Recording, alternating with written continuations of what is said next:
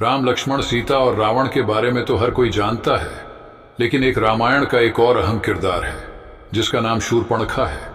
कहा जाता है कि अगर शूर्पणखा न होती तो रामायण भी नहीं होता, क्योंकि रामायण का पूरा युद्ध लक्ष्मण द्वारा शूर्पणखा की नाक काटे जाने के बाद ही शुरू हुआ था।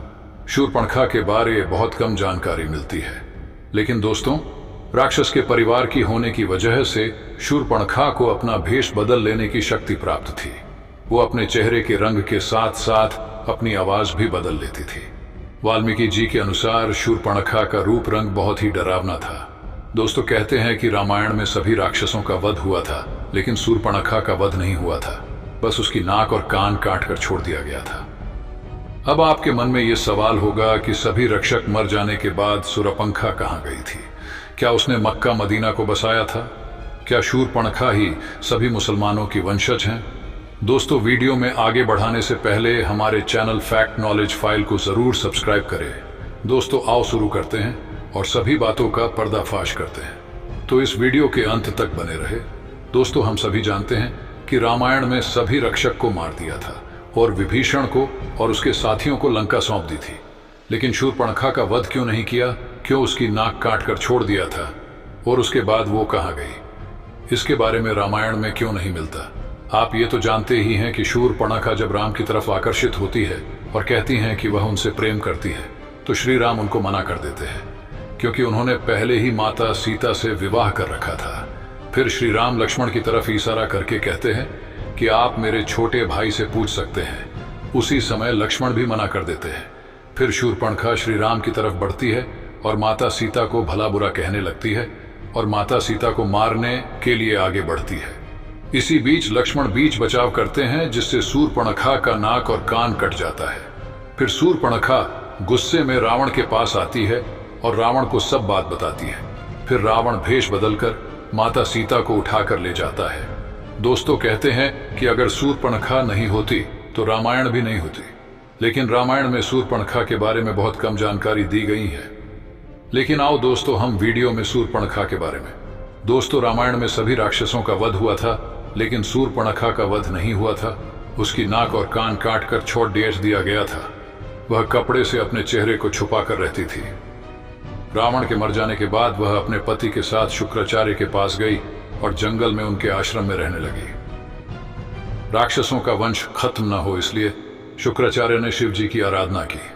शिव जी ने अपना स्वरूप शिवलिंग शुक्राचार्य को देकर कहा कि जिस दिन कोई वैष्णव इस पर गंगा जल चढ़ा देगा, उस दिन राक्षसों का नाश हो जाएगा। उस आत्मलिंग को शुक्राचार्य ने वैष्णव मतलब हिंदुओं से दूर रेगिस्तान में स्थापित किया, जो आज अरब में मक्का मदीना में है। शूर्पणखा जो उस समय चेहरा ढककर रहती थी, वो परंपरा को उसके बच्चों ने पूरा निभाया। आज भी मुस्लिम औरतें चेहरा ढकी रहती हैं। शूर्पणखा के वंशज आज मुसलमान कहलाते हैं, क्योंकि शुक्राचार्य ने इनको जीवन दान दिया, इसलिए ये शुक्रवार को विशेष महत्व देते हैं। पूरी जानकारी तथ्यों पर आधारित सच है। जानिए, इस्लाम कैसे पैदा हुआ। असल में इस्लाम कोई धर्म नहीं है, एक मजहब है, दिनचर्या है। मजहब का मतलब अपने कबीलों के गिरोह को बढ़ाना। ये बात सब जानते हैं कि मोहम्मदी मूल रूप से अरब वासी है। अरब देशों में सिर्फ रेगिस्तान पाया जाता है, वहां जंगल नहीं है, पेड़ नहीं है। इसीलिए वहां मरने के बाद जलाने के लिए लकड़ी न होने के कारण जमीन में दफन कर दिया जाता था। रेगिस्तान में हरियाली नहीं होती। ऐसे में रेगिस्तान में हरा चटक रंग देखकर इंसान चला आता, जो कि सूचक का काम करता था। अरब देशों में लोग रेगिस्तान में तेज धूप में सफर करते थे, इसीलिए वहां के लोग सिर को ढकने के लिए टोपी पहनते थे, जिससे कि लोग बीमार न पड़े। अब रेगिस्तान में खेत तो नहीं थे, न फल, तो खाने के लिए वहां अनाज नहीं होता था। इसीलिए वहां के लोग जानवरों को काट कर खाते थे और अपनी भूख मिटाने के लिए इसे कुर्बानी का नाम दिया गया।